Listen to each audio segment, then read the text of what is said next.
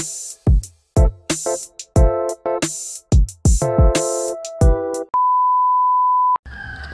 guys, good morning. Today is December 24. So later pupunta kami sa aming auntie house. Mag-ano kami guys, invite nila kami na kumain doon. So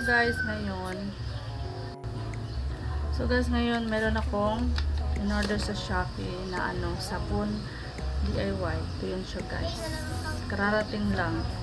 Ayan, mag-DIY tayo. Ipapakita ko sa inyo kung paano siya gagawin. So, let's go. Tara doon sa may kusina. Ano lang to siya, 88 peso. Ayan. May lemon and ewan ko ano, anti-bac yung isa. So, ganito pala siya guys. So, ngayon mag-start tayo guys na sa ganong yung 88 na 4 liter yung niya, yung kg niya, yung sa dishwashing liquid.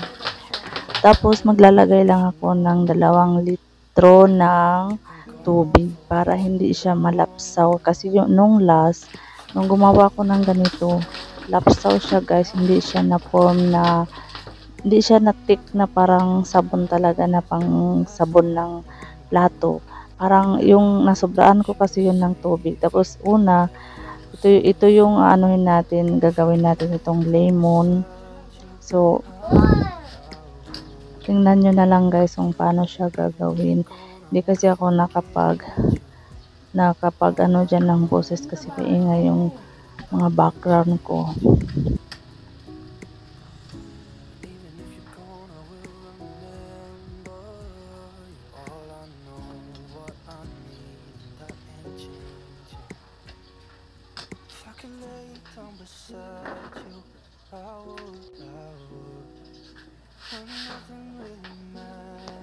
Tapos guys, i-mix ng mabuti, i-mix talaga siya ng mabuti hanggang sa mag-form siya na liquid, na dishwashing liquid.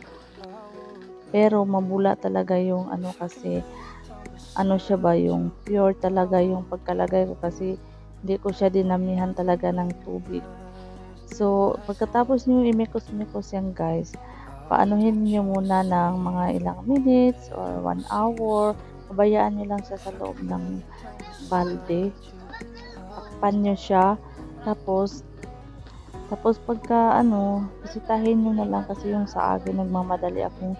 Excited kasi ako, nagmamadali ako, kaya nilagay ko agad sa my bottle. So, pero maganda naman yung result. Kaka-budget din tayo kapag ganito guys. In-order ko lang ito sa Shopee, 88 kada pack. So ayan, tapos na.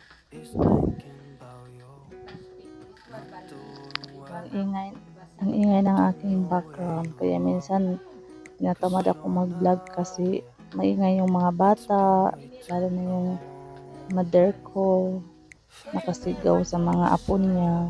Yun, minsan tinatamad ako mag-vlog. Tapos yung kapitbahay din namin, nag-music siya kada every 3 PM nakakabingi. So guys, yung isang anti-bac hindi ko na po siya na-videohan kasi na-delete ko yung video kanina. And same naman sila ng process ng paggawa guys. Tapos ito na yung aking nagawa. Ayan, ang dami nila guys, mga 4 to 5 liter ata to. Tapos yung iba pinamigay ko sa aking mga auntie. So ayan, makabudget na tayo. Hindi na tayo bili ng sabon. Alam nyo ba guys, maganda to, mabula siya. Try nyo din. So ito na guys, gabi na nga, papunta kami sa aming auntie house. Kasi inimbitahan kaming may kasi sila, may party na Christmas. So andito na pala kami sa kanilang bahay. Ayan, nag-video sila. I-mute ko siguro itong video kasi baka makapiright tayo. Ayan, sobrang enjoy talaga kami. Pati na yung mga bata. Ayaw ko sanang pumunta, pero iniisip ko yung 2 kong anak. Mag-i-enjoy sila kapag pupunta kami sa bahay ng kanilang lola.